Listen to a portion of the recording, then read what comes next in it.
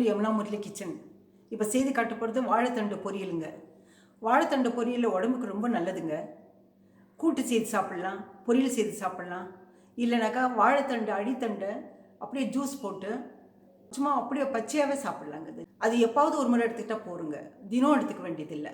இது கூட ஒரு 15 டேஸ்க்கு அட்லீஸ்ட் 15 டேஸ்க்கு ஒன்ஸ் நீங்கள் எடுத்துக்கோங்க. கூட்டு பொரியல் ஏதாவது அது கிட்னியில் இருக்க ஸ்டோனு கரைச்சிடும், கிட்னியை சுத்தமாக வச்சுக்கும், உடம்புக்கு ரொம்ப நல்லதுங்க. இப்போ எப்படி செய்யுதுன்னு சொல்லிட்டு செய்து காட்டுறேன் பாருங்கள். தண்டு பொரியல் செய்து காட்டுறேன். தண்டு இந்த மாதிரி தான் இருக்கும், வாங்கிட்டு வர்றது கடையில் வாங்கிட்டு வர்றது. இது மேலே தோல் நம்ம எடுத்துடணுங்க. பாருங்கள், ஒரு ஸ்லிட்டு போட்டால் போகிறோம்.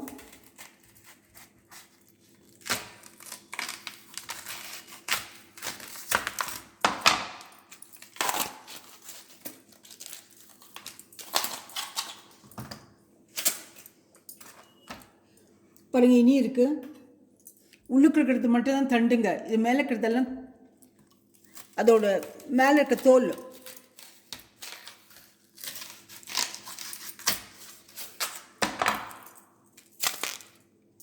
இது நம்ம மேலே இருக்க தோலை எடுத்துட்டு சும்மா மேலே லேசாக தோலை சீவிட்டு சமைக்கலாம்.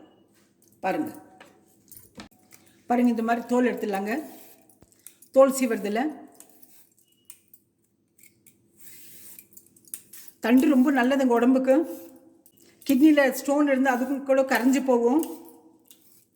ஒபிசிட்டி இருக்கவங்க, கீழ்வயிறு பெருமானமாக இருக்கவங்க, பெருசாக இருக்கிறவங்க இந்த ஜூஸை பச்சையாவை அப்படியே அடித்து சாப்பிட்டால அடி தண்டுங்க சரியாக போயிடுங்க.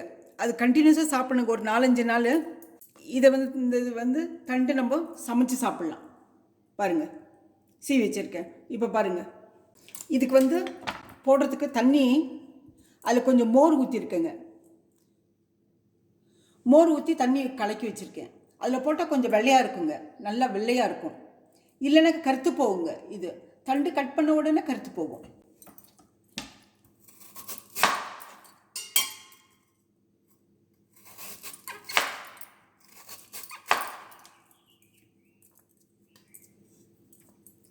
நார் எடுத்துடலாங்க.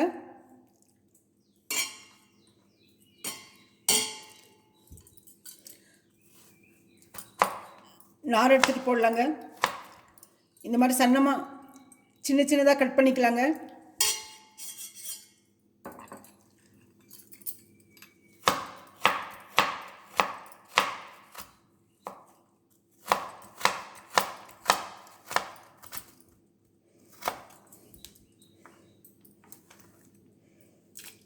இந்த தண்ணியில் போட்டுடலாங்க.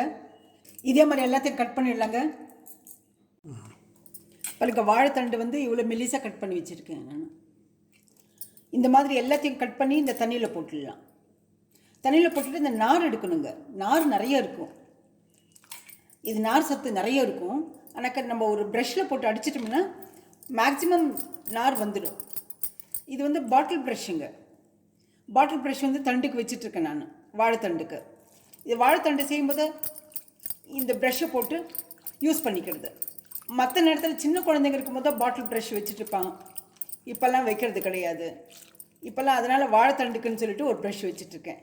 இல்லைனாக்கா பழைய காலத்துலலாம் மாதுளம் குச்சி இருக்கு இல்லைங்களா, அதில் இருக்க முள் எடுத்துடும். இப்படி கலக்கி விட்டோம்னா போருங்க. பாருங்கள், இந்த மாதிரி நார் வந்துடும். இந்த நார் அப்படியே எடுத்து வச்சிடலாம். அப்புறமா க்ளீன் பண்ணி வச்சிடலாம் ப்ரஷ்ஷை. இது இப்போ இந்த வாழைத்தண்டை பொரியல் பண்ணலாங்க. அதுக்கு ஒரு கடாய் வச்சுருக்கேன் நான் அடுப்பில். இந்த கடாய் காஞ்சி போச்சுங்க. எண்ணெய் கொஞ்சமாக ஒரு 2 ஸ்பூன் எண்ணெய் ஊற்றுறேன். இது எண்ணெய் காஞ்சதை கடுகு போடலாங்க. கடுகு பொரியட்டுங்க. உளுத்தப்பருப்பு கடலைப்பருப்பு போடலாம். கடுகு பொரிய ஆரம்பிச்சிருச்சு. இப்போ 1/4 ஸ்பூன் உளுத்தம்பருப்பும் 1/4 ஸ்பூன் கடலைப்பருப்பு. இப்போ ஒரு 3 பச்சை மிளகாய் கட் பண்ணி வச்சுருக்குங்க, அதை போடுறேன்.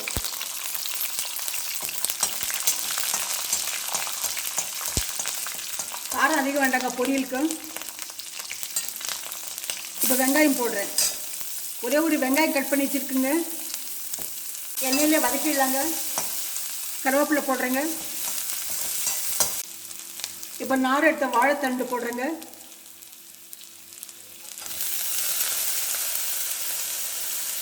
பாருங்கள், கட் பண்ணி வச்சுருக்க வாழைத்தண்டு போடுறேன்.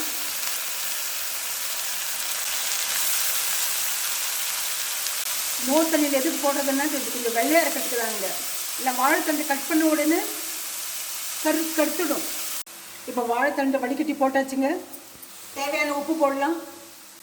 பாருங்கள், இது நல்லா எண்ணெயில் வதக்கிடலாங்க. எண்ணெயில் வதக்கிட்டோம். கொஞ்சம் மஞ்சள் தூள் போடுறேங்க. வேணும்னா போடலாம், இல்லைனாங்க நீங்கள் ஒயிட்டாகவே வேணும்னா அப்படி விட்டுடலாங்க. பாருங்கள், கொஞ்சமாக போடுற மஞ்சள் தூள், அதையும் எண்ணெயில் வதக்கிடலாங்க. தண்ணி தெளிச்சா போடுங்க, வெந்துடும். தண்ணி ஊற்ற வேண்டாங்க, தெளிங்க போடும். அதில் இருக்க தண்ணியை விட்டுடுங்க, அதிலே வெந்துடும். இது நல்லா மிக்ஸ் பண்ணியாச்சுங்க. இப்போ தண்ணி தெளிச்சிடலாம். போடுங்க, மூடி போட்டு மூடிடலாங்க. அது விட்டுடலாங்க. ஒரு 5 மினிட்ஸ். அது தண்ணி சுண்டின பிறகு தேங்காய் பூ போடலாங்க.